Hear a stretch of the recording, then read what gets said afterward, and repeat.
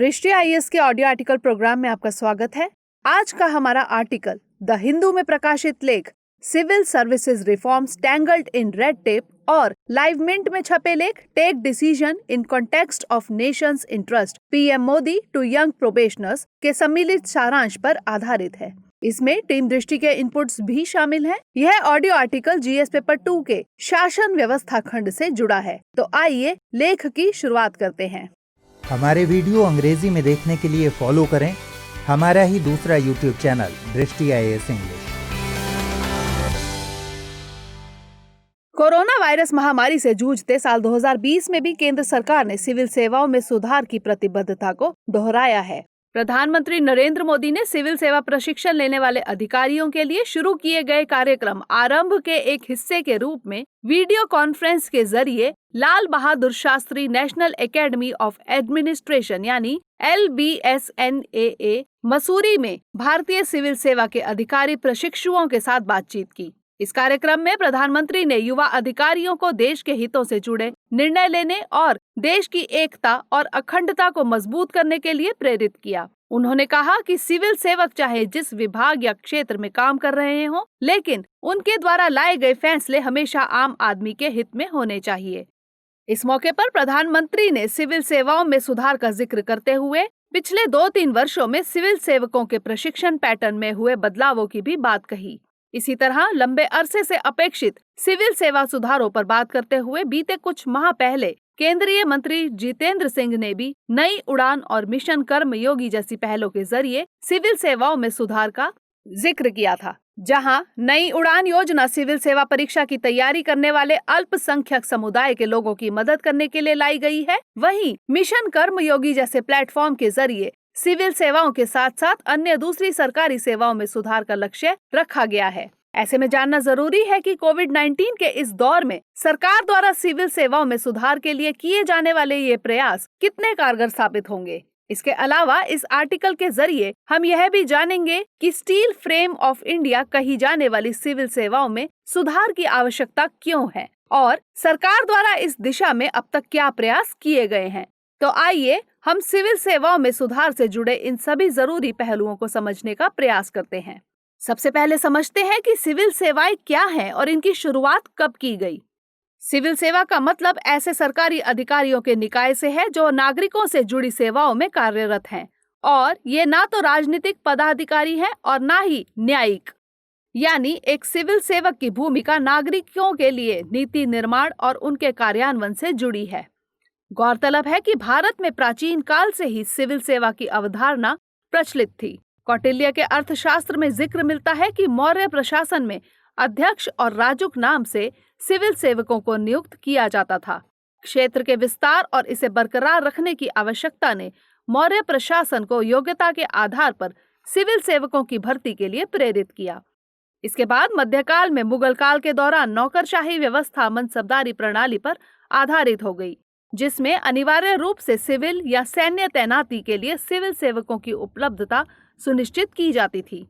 आगे चलकर सिविल सेवा की अवधारणा फिर से प्रमुखता में आई जब अंग्रेजों ने भारत के क्षेत्रों पर अपनी पकड़ बनाए रखने के लिए एक फ्रेमवर्क तैयार किया और बहुप्रतिष्ठित भारतीय सिविल सेवा या ICS का निर्माण किया। बहरहाल लॉर्ड कॉर्नवालिस द्वारा भारतीय सिविल सेवा को पेश किए जाने के बाद से इसमें कई बदलाव किए गए हैं जिन्हें समझना भी जरूरी है।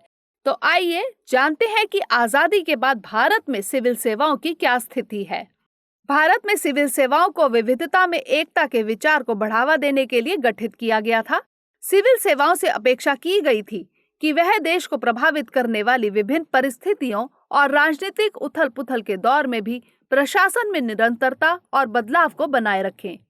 इसके लिए संविधान के भाग 14 में सिविल सेवाओं से जुड़े कुछ प्रमुख प्रावधान अनुच्छेद 308 से लेकर 313 तक में शामिल किए गए। इसी तरह लोक सेवकों की नियुक्ति के लिए लोक सेवा आयोग का गठन किया गया है, जिसका उल्लेख संविधान के अनुच्छेद 315 से लेकर 323 तक मिलता है। संविधान के अनुच्छेद 312 में अखिल भारतीय सेवाओं का जिक्र किया गया है, जिसमें राज्यसभा को संसद के जरिए किसी नई अखिल भारतीय सेवा का सृजन करने की शक्ति प्रदान की गई है। वर्तमान में भारतीय प्रशासनिक सेवा, भारतीय पुलिस सेवा और भारतीय वन सेवा को अखिल भारतीय सेवाओं में शामिल किया गया है।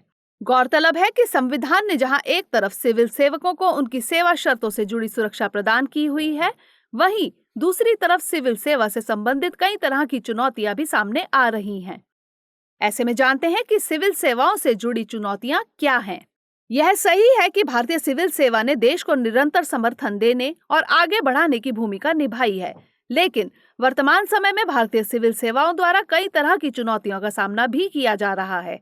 उदाहरण के लिए भारतीय नौकरशाही पर एक बड़ा आरोप परिवर्तनशील ना होना है। लोगों का मानना है कि आजादी के बाद भी भारतीय सिविल सेवा प्रणाली ने एक एकीकृत प्रशासनिक सिस्टम की तरह ब्रिटिश संरचना के तत्वों को बनाए रखा है। नीति आयोग ने अपने दस्तावेज स्ट्रैटेजी फॉर न्यू इंडिया @75 में सिविल सेवा से जुड़ी चुनौतियों के बारे में कहा है कि इसकी एक बड़ी चुनौती भर्ती प्रक्रिया को लेकर है, यानी इसमें चयन के बाद मिलने वाले पदों और चयनित होने वाले व्यक्ति की स्किल्स में एक बड़ा अंतर देखा गया है। इसमें भर्ती प्रक्रिया भी योग्यता पर आधारित नहीं है और अक्सर सही व्यक्ति को सही नौकरी में नहीं रखा जाता है। इसी तरह एक अन्य मुद्दा सिविल सेवाओं में लैटरल एंट्री का विरोध किया जाना है, जो विकास की प्रक्रिया में बाधा डालता है। रिपोर्ट बताती है कि देश में जैसे जैसे अर्थव्यवस्था की जटिलता बढ़ती है, वैसे वैसे नीति निर्धारण में विशेषज्ञता की जरूरत भी बढ़ने लगती है। इससे सरकारी सेवाओं में बेहतर नीतियों के निर्धारण के लिए विशेषज्ञों की लैटरल एंट्री एक बड़ी आवश्यकता बन जाती है। इसके अलावा सिविल सेवाओं में स्टाफ की जरूरतों का पूर्वानुमान लगाने की भी आवश्यकता है। भारतीय ब्यूरोक्रेसी की एक और चुनौती इसके रूल बुक बिहेवियर को बताया गया है। यहाँ रूल बुक बिहेवियर का मतलब मुख्य रूप से लोगों की वास्तविक आवश्यकताओं को ध्यान में रखे बिना नियम और कानूनों में बहुत ज्यादा जकड़ जाने से है। रूल बुक ब्यूरोक्रेसी के कारण कुछ सिविल सेवकों ने अपने व्यवहार में एक तरह का ब्यूरोक्रेटिक बिहेवियर विकसित किया है, जिसके चलते लाल फीताशाही, प्रक्रियाओं की जटिलता और लोगों की जरूरतों के प्रति नौकरशाही संगठनों की विकृत प्रतिक्रियाएं देखने को मिलती हैं। इसी तरह राजनीतिक हस्तक्षेप भी सिविल सेवकों के कार्य में एक बड़ी बाधा बनता है। गौरतलब है कि क्षेत्रीय स्तर पर सिविल सेवक राजनीतिक प्रतिनिधि के साथ समन्वय में काम करते हैं।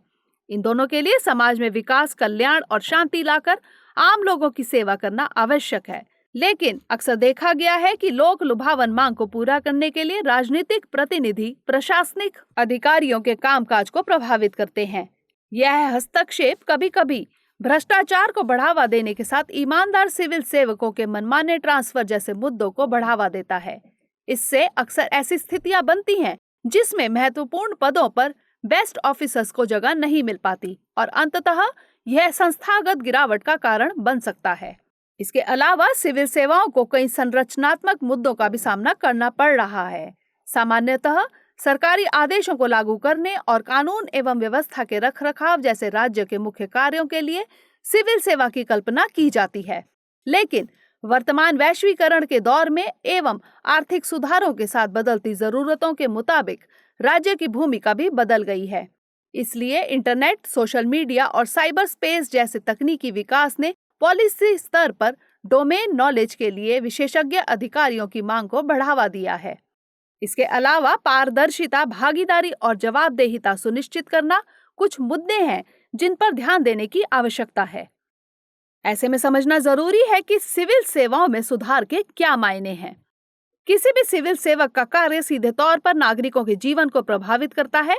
ऐसे में एक अच्छी तरह से काम करने वाली सिविल सेवा अच्छे नीति निर्धारण, प्रभावी सेवा वितरण, जवाबदेहिता और सार्वजनिक संसाधनों के उपयोग में जिम्मेदारी को बढ़ावा देती है, जो सुशासन यानी गुड गवर्नेंस की विशेषताएं हैं। सुशासन का उपयोग न केवल प्रशासनिक और नागरिक सेवा सुधार के लिए किया जाता है, बल्कि इसका उपयोग सिविल सेवा सुधार और नीतिगत निर्णय को प्रभावी बनाने के लिए एक सर्वांगीण ढांचे के रूप में भी किया जाता है। इसी तरह सिविल सेवा में सुधार का उद्देश्य प्रमुख सरकारी कार्यों को करने के लिए प्रशासनिक क्षमता को मजबूत करना है। ये सुधार नागरिक सेवाओं की गुणवत्ता को बढ़ाते हैं, जो सतत आर्थिक और सामाजिक विकास को बढ़ावा देने के लिए आवश्यक है।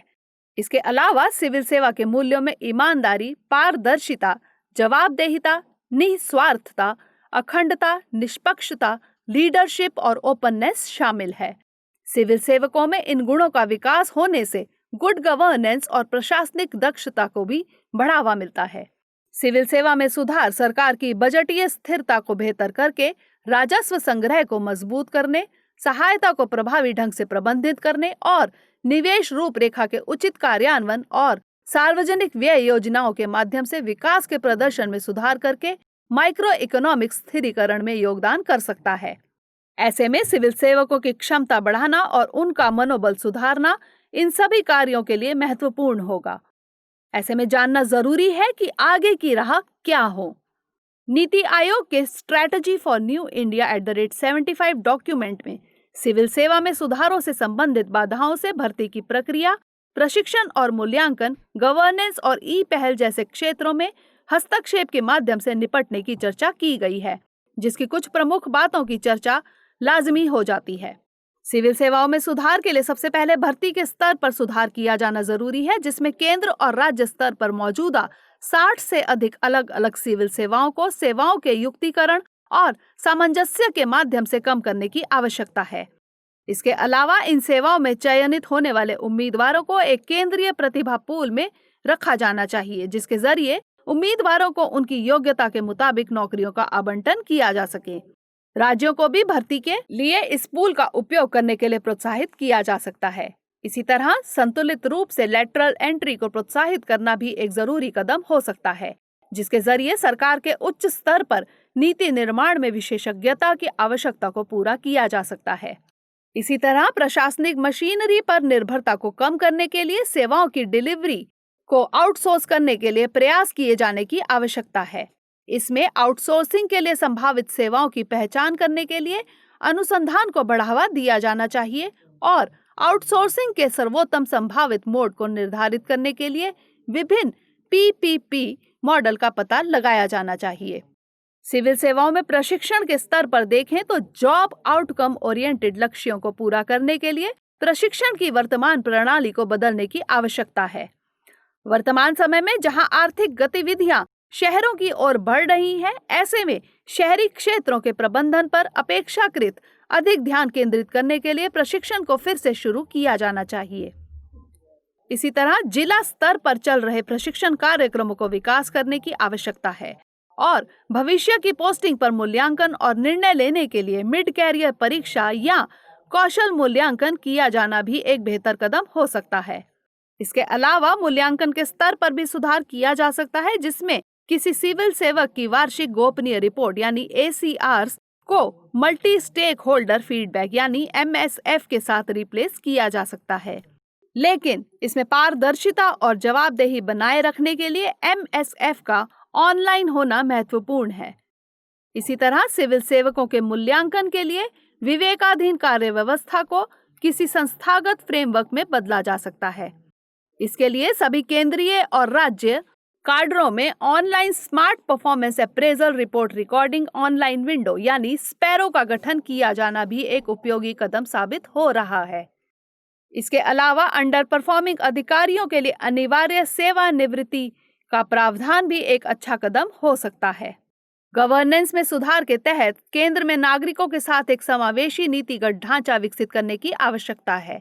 सूचना और संचार प्रौद्योगिकी यानी ICT और सूचना का अधिकार अधिनियम के उपयोग के माध्यम से सार्वजनिक पहुंच में सुधार के अलावा RTI के प्रबंधन और सूचना प्रणाली पोर्टल को और अधिक सार्वजनिक प्राधिकरण और अधीनस्थ कार्यालयों को कवर करने के लिए विस्तारित करने की आवश्यकता है।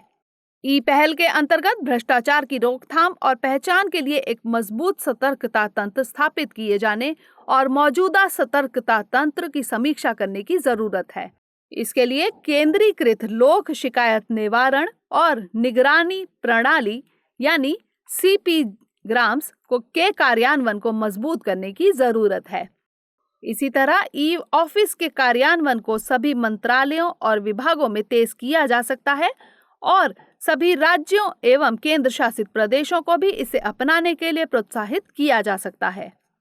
गौरतलब है कि सरकार ने दूसरे प्रशासनिक सुधार आयोग यानी ARC का गठन 2005 में किया था, जिसके बाद 2009 में आयोग ने 1514 सिफारिशें करते हुए शासन के विभिन्न पहलुओं पर लगभग 15 रिपोर्टें प्रस्तुत की थी। केंद्र सरकार ने इनमें से 1183 को स्वीकार कर लिया है। ऐसे में नीति आयोग की रिपोर्ट के अनुसार संस्थागत तंत्र स्थापित करने के अनुरोध के साथ सरकार द्वारा स्वीकार की गई सिफारिशों पर निर्णय संबंधित केंद्रीय मंत्रालयों और राज्य सरकारों एवं यूटीज को भेज दिए गए हैं। इस रिपोर्ट में स्वीकार किया गया है कि इन सिफारिशों का एक बड़ा हिस्सा अभी तक लागू नहीं किया गया है। ऐसे में इन सुधारों को लागू किया जाना बेहद जरूरी है। इसके अलावा केंद्र सरकार द्वारा शुरू किए गए मिशन कर्मयोगी कार्यक्रम के क्रियान्वयन पर भी सक्रियता से जोर दिया जाना चाहिए। इस कार्यक्रम के जरिए सिविल सेवकों को अधिक रचनात्मक, कल्पनाशील, अभिनव, सक्रिय, पेशेवर, प्रगतिशील, ऊर्जावान, सक्षम, पारदर्शी और प्रौद्योगिकी सक्षम होने के लिए प्रशिक्षित किया जाएगा। इन सब के अलावा हमें यह समझना होगा कि कोई भी बड़ा सुधार धीरे धीरे होता है, लेकिन यहाँ आवश्यकता है कि इन सुधारों को सही तरीके और सही नीयत के साथ लागू किया जाए, ताकि हम सिविल सेवाओं के जरिए समाज में अपेक्षित बदलाव ला सकें। तो आइए अब नोट करते हैं आज का सवाल। स्टील फ्रेम ऑफ इंडिया कही जाने वाली भारत की ब्यूरोक्रेसी धीरे धीरे अप्रासंगिक होती जा रही है। कथन के आलोक में भारतीय सिविल सेवाओं की प्रासंगिकता पर विचार कीजिए और इसमें सुधार के उपाय सुझाइए।